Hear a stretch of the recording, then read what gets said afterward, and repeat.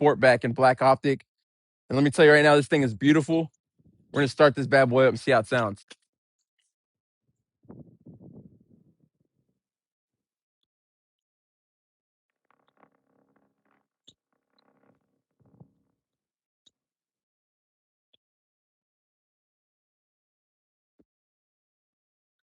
That was amazing. That was amazing. All right, so on this specific SQ5 Sportback, this one's equipped with the Premium Plus package and the Black Optic package and the Technology package. Now, one thing to point out, these wheels, which are on this vehicle, were on back order for a little bit.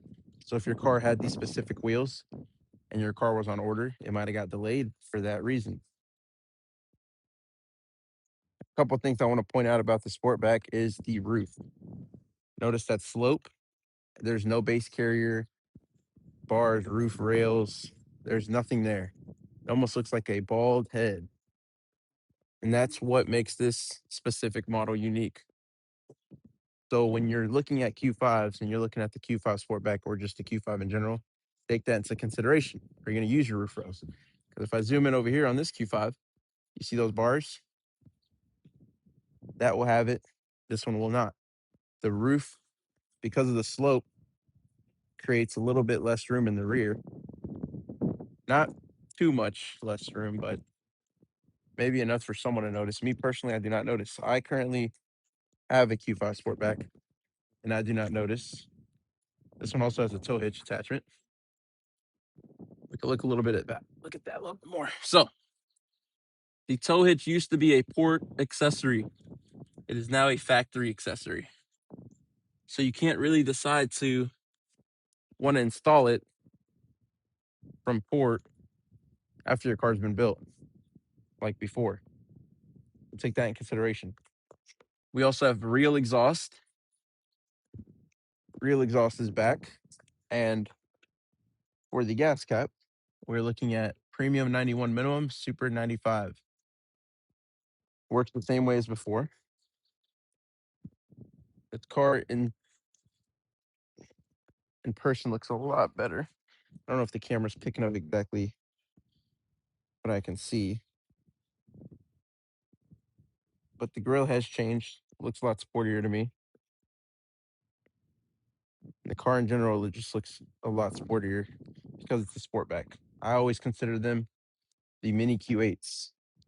This one is stickered at $77,385 with all its options, which is Premium Plus, Black Optic, Technology, Warm Weather, Trailer Hitch, Cargo Cover, the Beam Rings, the Wheel Lock Kit, and we also have the matte brushed aluminum inlays.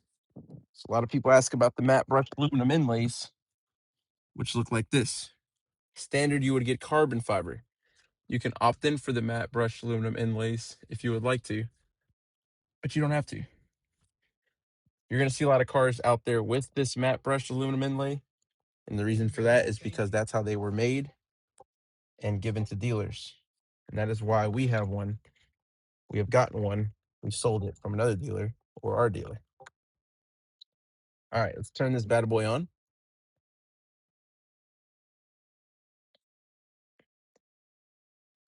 And let's put the car in reverse.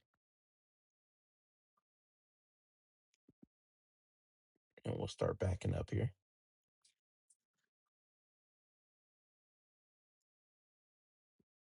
And now notice the P with the steering wheel appeared. Let's click the P with the steering wheel, put our turn signal to the right.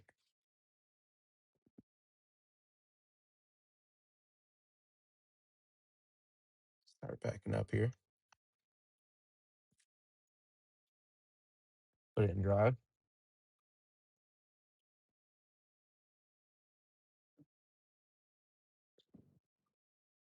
Got a garbage truck coming. Be able to show you this.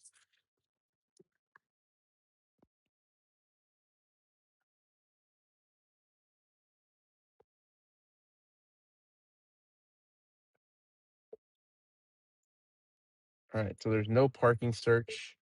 There's no parking space search when driving in reverse. There's Luke and Luke. Here's the interior. I'll show you the parking, advanced parking here shortly. Got some cars in the way, but let's go over some of this technology we got here. So for the virtual cockpit, you do still have your standard RPM gauge. You have your driver assistance screen. You have your map. Left side steering wheel controls the left boxes here, which give you a couple options with radio, phone,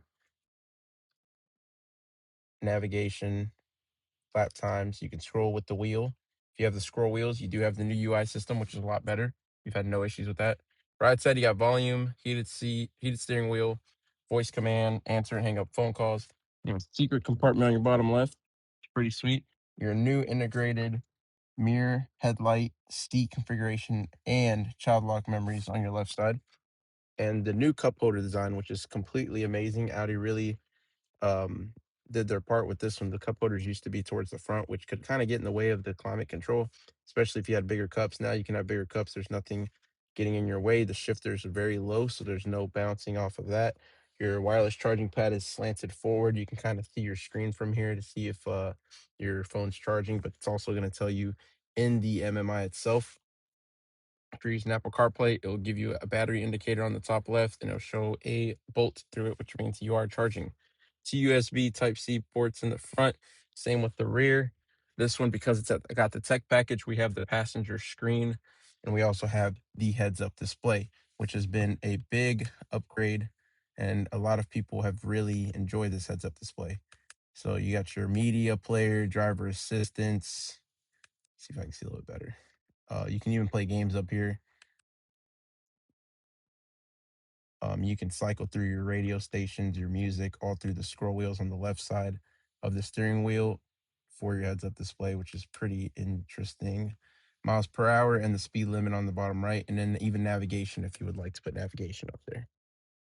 For the sensor screen here, they did reconfigure the way everything is laid out. So you got light gray icons with a gray background. So if your background's different, you're going to notice that this also will be different. Now, people were asking about themes. Yes, there's themes. If I click themes, there's a theme catalog. I'm not connected to the internet right now, but people have asked if you can set your own photos.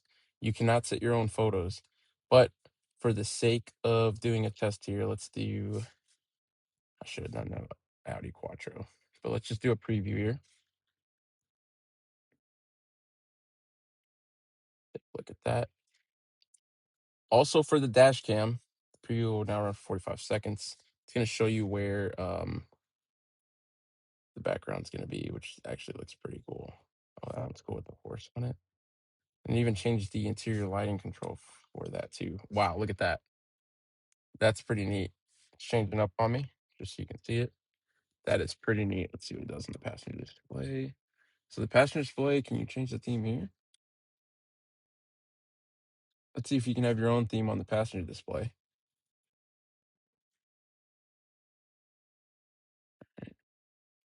Interesting. So if I initiate it through the passenger display, it'll show on both screens. If I initiate it through the MMI display,